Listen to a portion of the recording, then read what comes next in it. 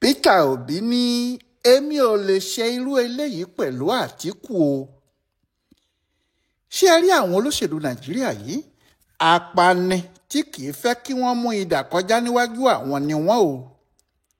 Níbi tí ọ̀rọ̀ sì dé báyìí, ẹ̀kọ́ ti ń fojú mímu hàn. Kò jọ pé ìkòkò yóò gbomi kó gbẹ̀yìn kó tún gba ṣọṣọ o. Kò jọ pé ẹgbẹ́ ADC yóò gba Àtíkù Abubakar kó tún gba Peter Obi. Ẹnìkan yóò fẹ̀yìn sílẹ̀ fẹ́nìkan ni. Àtíkù ti pàṣàmọ̀ ohun tó fẹ́ ṣe. Kò fi bò mọ́ báyìí. Ó lóun yóò du ipò ààrẹ ní 2027. Òun yóò bá àwọn tó kù tí wọ́n bá fẹ́ fi orúkọ ẹgbẹ́ òṣèlú ADC du ipò ààrẹ jọ figagbága. Tó bá sì jẹ́ ọ̀kan nínú àwọn ọ̀dọ́ tó wà lẹ́yìn òun ló bá wọlé, òun yóò juwọ́ sílẹ̀ fún un. Òun yóò sì ṣe àtìlẹ́yìn fún un dáadáa. Èyí ni pé ẹnikẹ́ni tí yóò bá du ipò ààrẹ láti inú ADC àfi kó bá àwọn tó kù díje níbi ìbò pámárì. Àtíkù náà sì wà nínú àwọn tí wọn yóò jọ díje. Bí kì í bá ṣe pé àwọn èèyàn ti mọ ara wọn látilẹ̀, tí kì í bá ṣe pé kálukú wọn mọ ọgbọ́n ká fẹran sẹ́nu ká wá tì, ká sì máa pariwo pé a kò mọ ibi tí ẹran ọ̀hún gbà lọ, èèyàn yóò sọ pé kò sí ohun tó burú rárá nínú ohun tí Àtíkù sọ ni. Àmọ́ àwọn olóṣèlú wọ̀nyí ríran nínú òkun jù bẹ́ẹ̀ lọ. Peter Obi ti yarí o, ó lóun ò ṣe. Ó ní eré egéle ni, òun kò sì lè bá Àtíkù ṣe irú eré bẹ́ẹ̀. Èèwà ti ṣe. Peter Obi ti gbẹnu àwọn èèyàn ẹ̀ sọ̀rọ̀ àwọn obedient. Ohun tó sì wí ni pé òun ò lè bá ẹni tí yóò ru owó dọ́là wá síbi tí wọ́n ti fẹ́ dìbò abẹ́lé díje. Yàtọ̀ sí pé òun kò ní irú owó bẹ́ẹ̀ yẹn, irú àwọn ètò òṣèlú àti ète òṣèlú tí àwọn ń sá fún gan nìyẹn. Ó sì dájú pé ohun tí yóò wáyé náà nìyẹn. Dọ́là l'Àtíkù gbójúlé.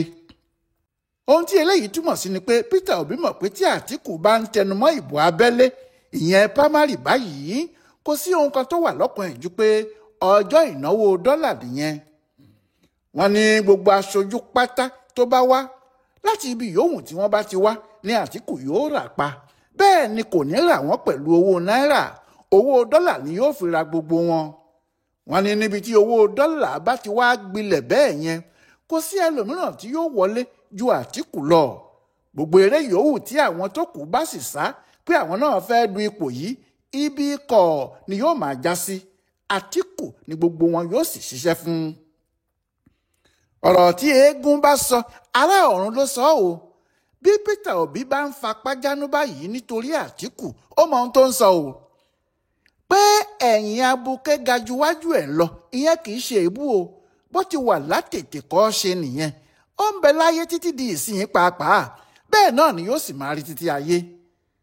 Àwọn tí wọ́n wà níbi ìdìbò abẹ́lé ẹgbẹ́ APC níparí ọdún 2014 ròyìn bí nǹkan ṣe ṣẹlẹ̀ lÉkòó lọ́jọ́ náà lọ́hùn-ún, ìyẹn ọjọ́ 11 oṣù kejìlá ọdún náà.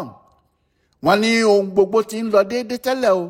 Àmọ́ ìgbà tí Àtíkù àtàwọn èèyàn ẹ̀ yí owó dọ́là yìí wọlé, jẹ́bẹ́tẹ́ gbé ọmọlé Muhammadu Buhari lọ́wọ́. Ṣìbáṣìbó sì mú un débi pé kò mọ èyí tí ìbá ṣe. Bó bá jẹ́ pé ilẹ̀ Haúsá ni wọ́n ti ṣètò ìdìbò pámárì náà ni, tí kì í bá ṣe Èkó, kò sí ekukéku tí ìbá rùn tí ìbá borí eku asín. Àtíkù ni ìbá wọlé. Àmọ́ bí àwọn tó ń bá a fà á náà ti rí pé owó dọ́là ló yí sí, àwọn Bọ́lá Tinubu, Rotimi Amechi láti Rivers náà kó dọ́là tiwọn náà. Wọ́n bẹ̀rẹ̀ sí san ìlọ́po méjì èyí tí Àtíkù ti fún wọn. Níbi tí wọ́n ti fẹ̀yìn ọkùnrin ará Adámáwá náà janlẹ̀ nìyẹn. Èyí ni pé àwọn aṣojú tí àwọn ẹgbẹ́ òṣèlú máa ń yàn wá láti ìpínlẹ̀ kọ̀ọ̀kan, kì í ṣe pé ìbò òdodo ni wọ́n wá dì fún ẹni tó bá fẹ́ díje lórúkọ ẹgbẹ́ wọn o. Àwọn wá tajà ní ọjà Bàsásì ni, ẹni tí owó tiẹ̀ bá pọ̀ jù ni wọ́n ń bá lọ. Bóyá yóò ṣe ìjọba dáadáa o, tàbí kò ní ṣèjọba dáadáa. Bóyá yóò rántí àwọn ọmọ ẹgbẹ́ náà tàbí kò ní rántí wọn mọ́. Eléyìí kò kan àwọn. Gbogbo èèyàn tó wà nínú ẹgbẹ́ APC àti àwọn tí wọn kò sí nínú ẹgbẹ́ náà pàápàá ni wọ́n gbọ́ròyìn ohun tó ṣẹlẹ̀.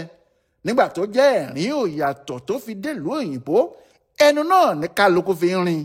báwọn náà ṣe ń ṣe nínú ẹgbẹ́ òṣèlú tiwọn náà nìyẹn. Peter Obi náà kúkú gbọ́ bó sì tilẹ̀ jẹ́ inú PDP ló wà nígbà náà, ó mọ ohun tí Atiku ṣe. Àmọ́ bí ìyẹn kò ṣojú ẹ̀ lọ́dún 2018 ló ríran wò nígbà táwọn ẹgbẹ́ PDP ń fẹ́ fa ẹni tí yóò du ipò ààrẹ kalẹ̀ tí Atiku tún jáde síta. Atiku nìkan kọ́ o, àwọn míì náà tún jáde, àwọn 11 míì ni wọ́n sì jọ du ipò náà pẹ̀lú Atiku, àmọ́ ó na gbogbo wọn pa ni. Port Harcourt ni wọ́n ti dìbò abẹ́lé náà lọ́jọ́ náà, gọ̀ǹgọ̀ tún sọ ọjọ́ 7 oṣù kẹwàá ọdún 2018 ni. Àwọn tí wọ́n jọ díje fún ipò náà nínú PDP lọ́jọ́ náà lọ́hùn-ún ni Aminu Tambuwa, Bukola Saraki, David Mark, Rabiu Kwankwanso, Sule Lamido, Kabiru Turaki, Donald Jang, Dati Ahmed, Atahiru Bafalawa, Ahmed Makarfi àti Ibrahim Dankwabo. Gbogbo àwọn eléyìí náà sì ni olóṣèlú pàtàkì láàyè ara wọn. Àmọ́ ọ̀rọ̀ náà kò yàtọ̀ sórin tí wọ́n ń kọ pé bádìẹ ṣogún ṣọgbọ̀n àgò ló máa kó gbogbo wọn. Atiku fàgòdé àwọn tó kù mọ́lẹ̀, kò sẹ́ni tó lè jáde nínú wọn. 3,000 làwọn aṣojú PDP tí wọ́n wá láti àwọn ìpínlẹ̀ gbogbo, ṣùgbọ́n àwọn 1,500 ó lé láwọn tí wọ́n dìbò fún Atiku nìkan. Ó kó ìdajì ìbò náà débi pé àwọn èèyàn bíi Dati Ahmed kò ní ju ìbò 5 péré lọ. Bẹ́ẹ̀ olóṣèlú Kaduna ni. Àwọn èèyàn sì ròyìn ìbò náà, wọ́n ní ohun tí owó dọ́là yìí kan náà ṣe níbẹ̀ ní jẹ́ òun, pé kì í ṣe pé Atiku déédéé wọlé, èyí tí dọ́là ṣe nínú ẹ̀ ń ló pọ̀ jùlọ.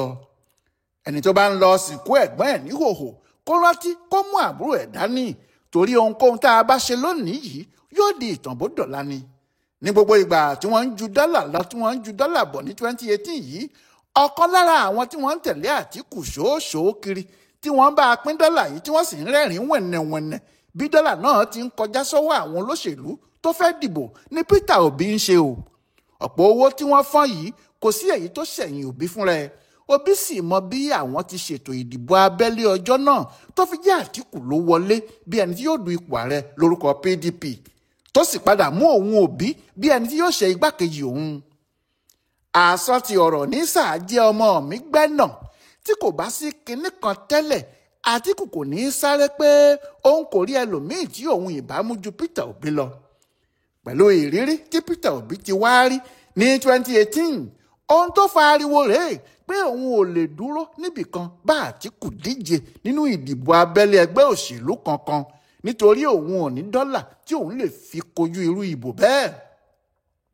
Lọ́rọ̀ kan lórí ọ̀rọ̀ yìí, kò sí bí ẹgbẹ́ ADC kò ṣe ní fọ́ tàbí pín sí méjì, torí àwọn kan ti gbójúlé pé bó bá kọ̀ lógì àwọn yóò fọ́ ní kọ̀ọ̀rọ̀ ni pé Peter Obi làwọn ń bá lọ.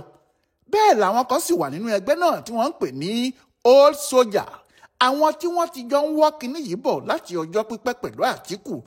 Àwọn rí i pé àsìkò nìyí kí àwọn ṣe àtìlẹ́yìn fún Atiku kó rí ohun tó ń wá.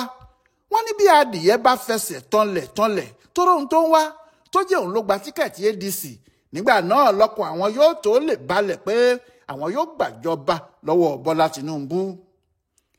Adití ti wá dákú iṣẹ́ dé báyìí, àbí ẹni tó wà lójúfò tí kò gbọ́ nǹkan kan, báwo làá ti jí i tó bá dákú? Ó kù ẹni tí yóò wá sọ fún Peter Obi kó jẹ́ kí òun àti Atiku jọ díje fún tíkẹ́ẹ̀tì ADC, tàbí ẹni tí yóò gbé owó dọ́là kalẹ̀ tí Peter Obi yóò fi kojú ọ̀gá àtijọ́. Ẹ rí pé ọ̀rọ̀ náà yóò rọ̀ gan-an kó tó tó, kìnní náà yóò sì yí dọ̀yìndọ̀yìn ni. Ọláyíwọlá Alága ló yẹ ọ̀rọ̀ Peter Obi pẹ̀lú ọ̀gá àtijọ́ Atiku Abubakar wò fún ibùdó àgbáyé fún àṣà àtiṣe Yorùbá World Center nínú ọgbà Yunifásítì Ìbàdàn. Ẹ kú kalẹ̀.